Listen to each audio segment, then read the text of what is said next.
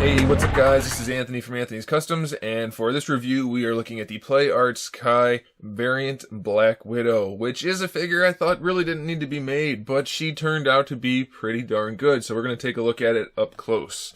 She stands roughly 24 centimeters to the top of her head, which makes her about 10 inches, just about 10 inches tall. She does come with the standard Play Arts Kai display stand, and you already saw her packaging, or the box, whichever you want to call it, in my unboxing video. So if you haven't seen that, go check it out if you want to.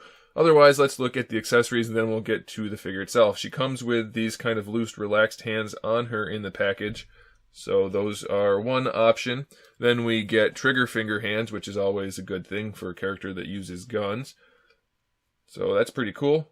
The fingernails are painted. Maybe not as nicely as they could be, but they are there. So we have those for either hand. We also get one with a slightly different grip for her right hand. Then we get fist hands because she needs to be able to punch people. So we have those as well.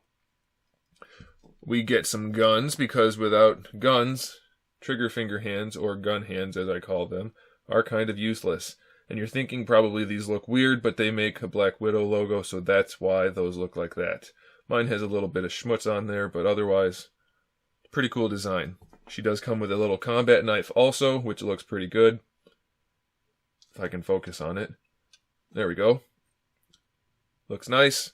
And she gets one of these little discs, I don't know, whatever you want to call them. She gets one of those also, and that looks like the same thing on her belt, so that's what that is if you're not familiar.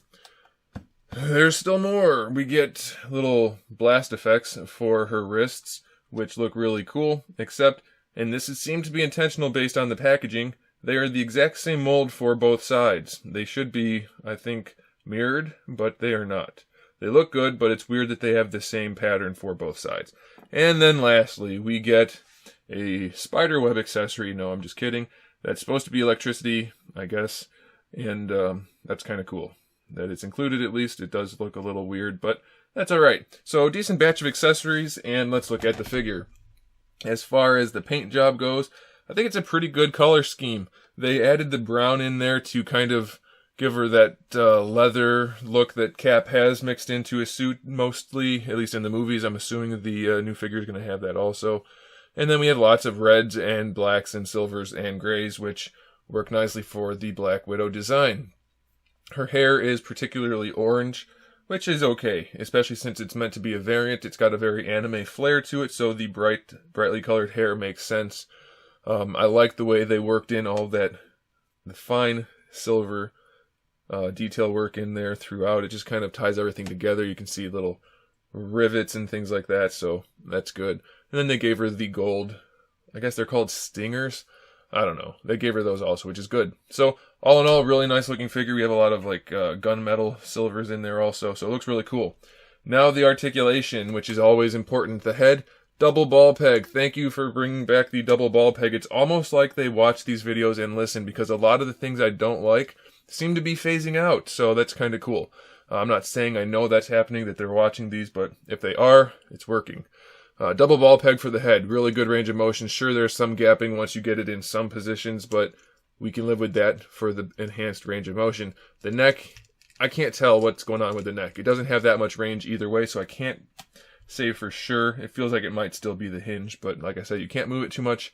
Anyway, for the shoulders, we have the ball hinge that gives us our not so realistic butterfly joint, which doesn't really work that much. Can't bring the arm too far forward at all, or too far around the chest anyway. It mostly just rotates vertically, but that's okay. Shoulder pads are a separate piece, so they can just fold over like that, and you can bring the arm all the way out to the side. We get our bicep swivel right there. We get our other bicep swivel down here if you need to. You can rotate that a little bit at the elbow.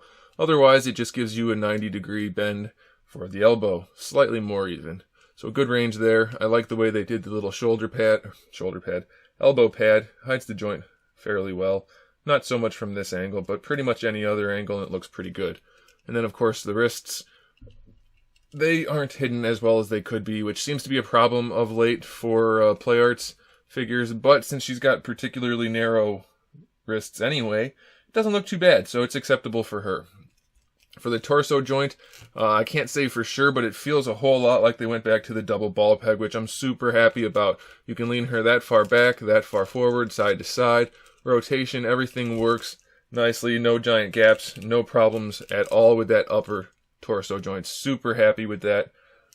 I'm telling you guys, when they went back to the double ball peg, or when I realized they were doing that, it was so good because that old hinge joint is not good at all. For the lower torso, single ball peg like always, really good range of motion. We do have gapping issues if you put the figure in contorted poses. So just don't force the pose and you should be fine, except for this.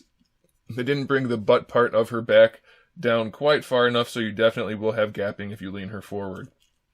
Or maybe they didn't just bring this up far enough. Either way, it's not a huge deal since it's mostly just that one little spot and it's not super noticeable. This is a floating crotch piece, so you don't have to worry about it getting in the way of anything. You do get to put her guns on here, and I'll show you that in the photos at the end. Knife goes in right there. Range of motion for the hips, which are standard Player Sky hips. Really good range. Bring the legs all the way up, really far. She kicks high like that commercial from the early 2000s, if you guys remember that, for Dead or Alive. Anyway, they go all the way out to the side. Also, really good range of motion in her hips. Super happy about that. Thigh swivels built into the boot, so that's a really nice design. Double jointed knee, really good range, and it doesn't look ugly really at all. Very happy about that. And then we have our ankle, which, just like the wrists, it's a thin ankle, so it doesn't stand out too much, but it's not the most hidden ball hinge ever. Good range, though. Obviously, really good range. Really no complaints there at all. And then we have our toe hinge.